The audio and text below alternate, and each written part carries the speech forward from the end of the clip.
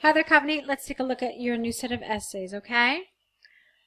So, this is the one about local food. It's better for the environment and economy if we only eat local food. Here's what you said. Okay, with the improvements in infrastructure and well-equipped road networks, it has become quite convenient these days to transport food items from one place to another. A group of people believe that instead of consuming foods which are purchased from producers who are not from local markets, it is better for both the economy and environment to consume locally available consumable products. While I believe that relying on indigenous food items may prove to be beneficial for the environment, it can have negative implications on the economy of a nation. Okay. That's good. To begin with, transportation of food from one place to another requires automobiles and locomotives which run on natural fuels. I think you mean fossil fuels, not natural fuels. There it is, look. These vehicles burn fossil fuels which lead to the emission of carbon dioxide in the atmosphere and ultimately deteriorate the environment. For example, numerous studies have indicated that since trading between different countries has increased incredibly, it has serious repercussions on the environment in the form of pollution from commercial vehicles, which is considered as one of the main reasons for global warming in the world. Therefore, if people increase the intake of locally available food, less use of commercial vehicles will ultimately reduce the presence of dangerous pollutants in the environment and thus avoid, without the ing, any untimely fluctuation in the environment. Good, except for the word fluctuation. You don't want that. You want deterioration or something else like that. All right, let's see. What did you write here to us? A little note. I was confused between two ideas for the body paragraph 1. I just need a suggestion which one from the paragraphs written above and below would make a strong argument. Okay, let's see what you said. No economy. All right, here you need a linking verb of some sort. So, however, no economy is self-sufficient to meet its demands completely. Different foods require different environmental conditions to grow. There are several daily consumable products which are not easily grown in India and have to be imported from other countries. For example, although food products like edible oil, cereals, and dry vegetables can be grown in India, it takes a huge amount of fertilizers and chemicals to increase the production to meet the demands of consumers, which can lead to deterioration of the environment and food quality. Therefore, if food is imported from other nations, it can save the environment from the effects of chemicals and fertilizers in the atmosphere. Okay, so essentially, this paragraph for me doesn't belong here. Let me tell you why. Because you said here in your thesis statement, you said that I believe that relying on indigenous food items may prove beneficial to the environment, which is what you covered here. It may have negative implications on the economy of a nation.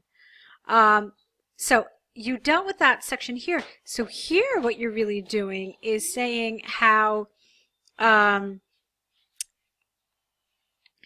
imported food is good for the environment, which goes absolutely contrary to what you just said.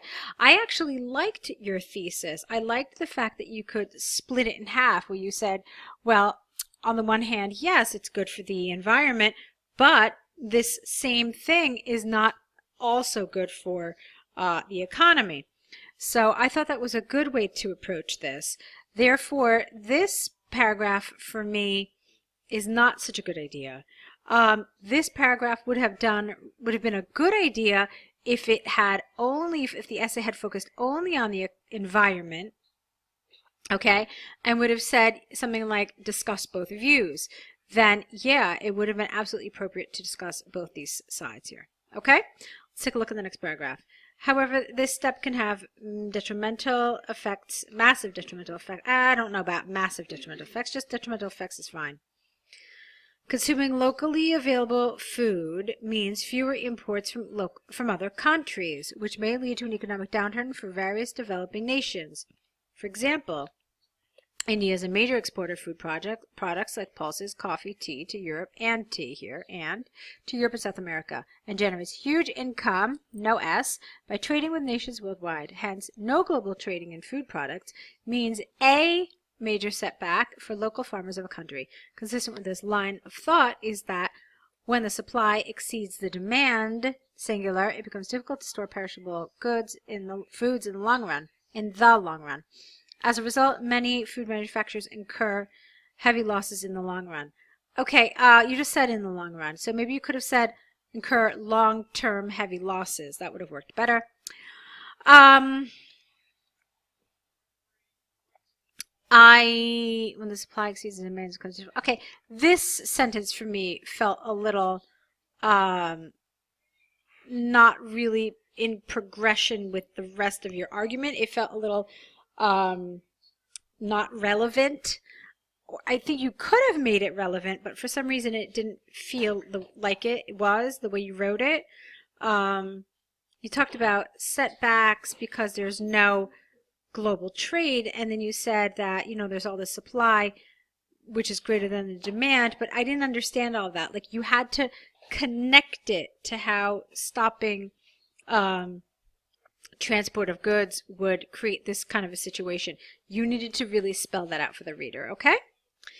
To conclude from the arguments above, although encouraging consumption of locally available food can have positive effects on the environmental conditions, it may have bad repercussions on the economic growth of the country. Therefore, this idea needs to be considered by weighing both the environmental and economic implications in the long run. All right, that's lovely. I like that part a lot. So I hope my suggestion here made sense. I hope it was pretty clear. So let's take a look at your second essay. Okay, let's take a look now at the chip manufacturer in France. Two chip manufacturers, actually. The given bar chart, okay, it's called a bar chart. They're called line graphs, pie charts, and bar charts. So this is a bar chart.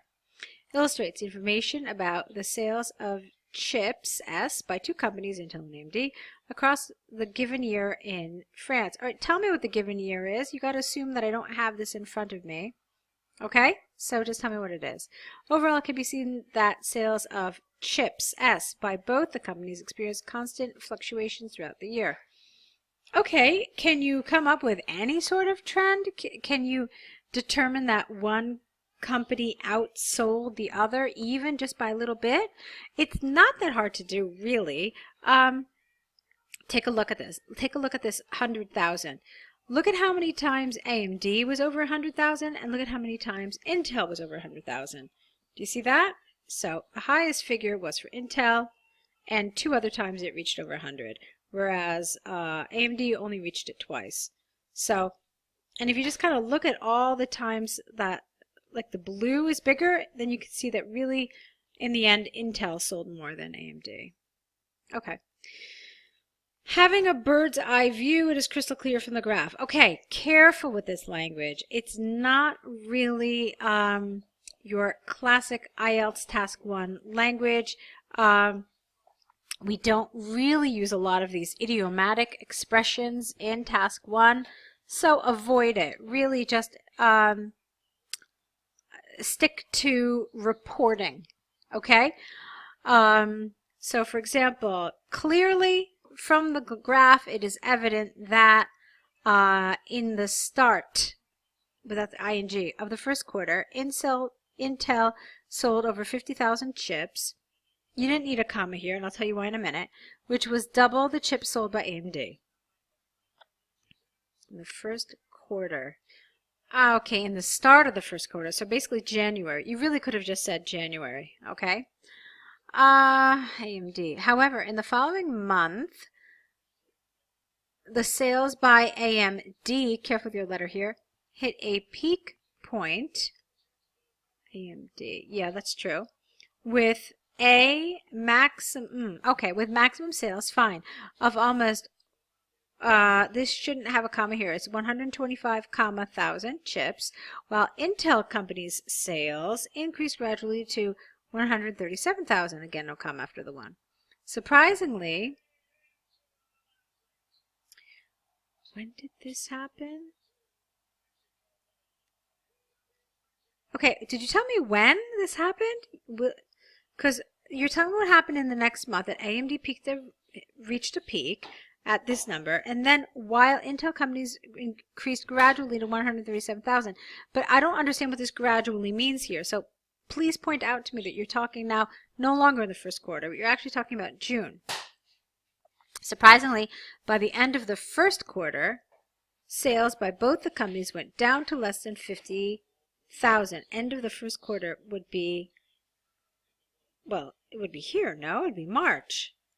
So quarter, then 1, 2, 3, that's a quarter, and then 1, 2, 3, that's a quarter. So the end, so you don't actually mean quarter, you mean the end of the first third, okay? Because that would be here if you want to talk about that 4th month here. Okay, in June, Intel, I would not have put the word company there. We don't really say that, Intel company, we just say Intel. So in June, Intel dominated the market by selling the greatest number of chips. And you can't really say maximum because that's as if it can't go any higher, but clearly that's not true. Whereas AMD had 0 sales. In contrast to June, the trend was quite different in July, and this time sales by AMD, you keep writing the name wrong, were three times as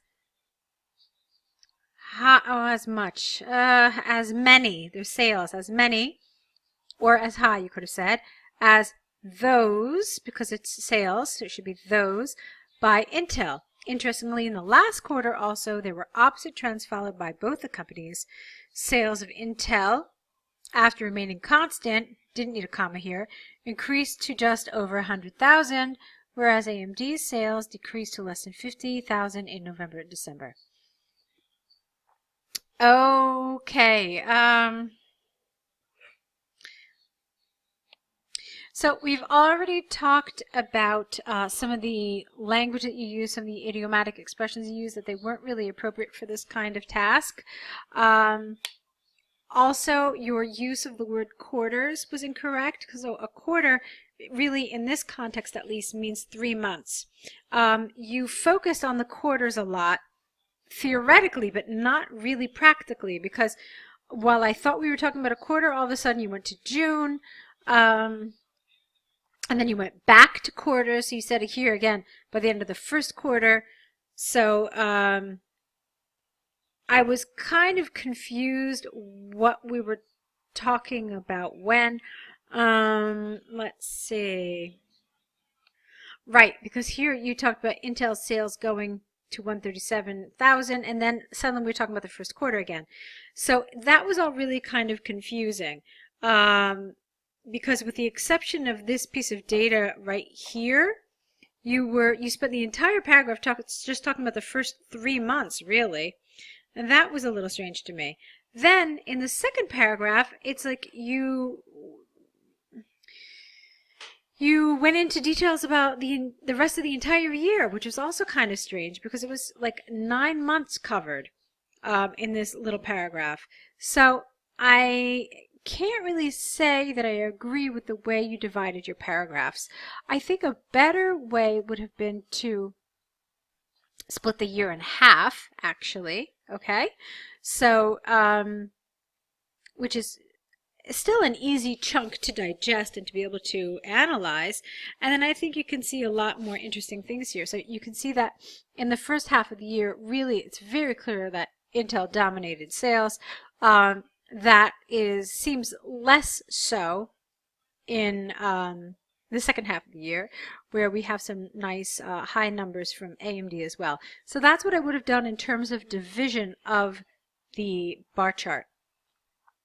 You asked the question about commas. Yeah, you are using commas too much. Let's see if we can find you a nice resource both for articles and for commas. So I would have liked to have seen more information about this part of the chart. I think there just wasn't enough. That's what I would have done. So the one paragraph should have been about this part of the chart, and the second half should have been about that. Okay? All right, so also try to be accurate with your name. It was AMD. You kept calling it AMB. Does it seem like a detail? Well, yeah, but it also does show that you're not really, you know, this is considered a key piece of information and you keep presenting it inaccurately. So it's probably not the best thing to do. All right, go ahead and correct these, return them back corrected, and let's see what you write, okay? Good luck.